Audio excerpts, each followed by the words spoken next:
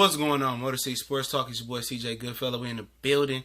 Talk about power rankings. We're Motor City Sports Talk. We lead the Detroit Lions to sit in the power rankings. And let's just name off some teams, and I'll give you my synopsis on that. But I don't think they no higher than 10, but no lower than 13 or 14 in the league, in my opinion. I've seen places rank them. Detroit News ranked them number 18. But let's go through it. I don't think, let's say Green Bay, Minnesota better than them. Just on paper, we seeing. Atlanta, Saints better than us, 4. The Eagles better on the NFC East. That's 5. Some people might say the Cowboys are better than them. I wouldn't, but that's 5 right there. We'll see because we played them this weekend. The Rams, you can say 6 on paper, even though I don't think it's going to work. On 7, you can say the Pittsburgh Steelers. 8, you can say the Jacksonville Jaguars. You can make a case for the Tennessee Titans or Houston if Sean Watson get better, but we're going to leave it at 8. And then we're going to say New England's better than them, AFC East. That's 9. And then, Kansas City lost a lot, lost a quarterback. Oakland, I don't think so. Denver, I don't think so. And San Diego, possibly, We could say 9, you know what I'm saying? We could say San Diego 9, or we could say Dallas 9. We don't think Dallas that good neither, you know what I'm saying? So, preseason power rankings are whatever it is. But to be safe, we could just say Lions are 12, You could say maybe Baltimore or maybe Dallas is better than them. But the teams I don't see being better than the Detroit Lions, I don't see Chicago. I don't see Tampa Bay. I don't see. You can make a case for Carolina as well, but I don't see Carolina really didn't do nothing this offseason. So Carolina, I'm gonna just put it this way: Carolina, Dallas, the 49ers, the Texans, the Ravens, and you could say one of the teams in the AFC East. AFC West. About 4 teams are right there to be for 10 to 13 to that 15 to 10 range. You could say, 9 to 15 range. You could say. I think the Lions are a middle of the pack type of team right now. I think they're about. I'd say 13 to be safe. 13, but it's all predicated on coaching with Matt Patricia. I say we rank 13 or 12 on paper. It's all predicated on coaching. If Patricia comes in and his defense is solid and they can find a way to run the ball. Running the ball is the number one thing. If they find a way to run that rock, the Lions is going to be a top 5 team, period. Just off the strength of us, our offense, and off the strength of our secondary. We'll be 50. We'll be top 5 team. That's our problem because we go outdoors in the snow and in the elements. We can't run the ball.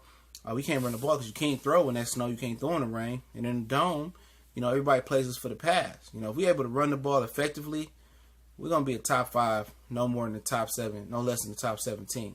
But right now, I just say we're middle of the pack. Honestly, we got a lot to prove. Our defense got a lot to prove. Matt Patricia has a ton to prove after a horrendous offseason, as it seemed like it could have been a Cinderella type story all the way through.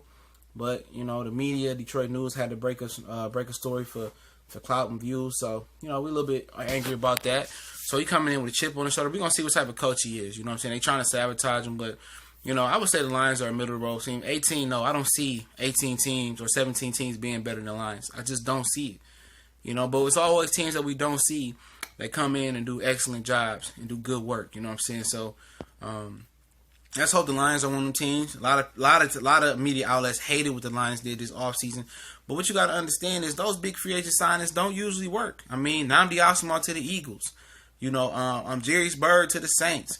Those typical signings usually don't work. If a team lets a player go for big money and they've been through franchise tag, and they let them walk without paying them, usually it's an issue while they walking. Usually they got an injury issue, or usually they getting rid of them right before they get old. And most times out of not, those guys get old and they don't produce. So free agent splashing signings and grading drafts, that don't mean nothing. That has to be played on the field. And what people are underestimating or underguesstimating, what I like to say on my other channel about the Lions before I get off, is the fact that a healthy Taylor Decker, getting rid of Travis Swanson, that was the biggest issue with Greg Robinson, and having a healthy line and being able to have a coaching staff that's competent, that knows, and having a coaching staff and a GM that's competent, that know how to evaluate talent, that knows what our number one issue was, and that was running the ball.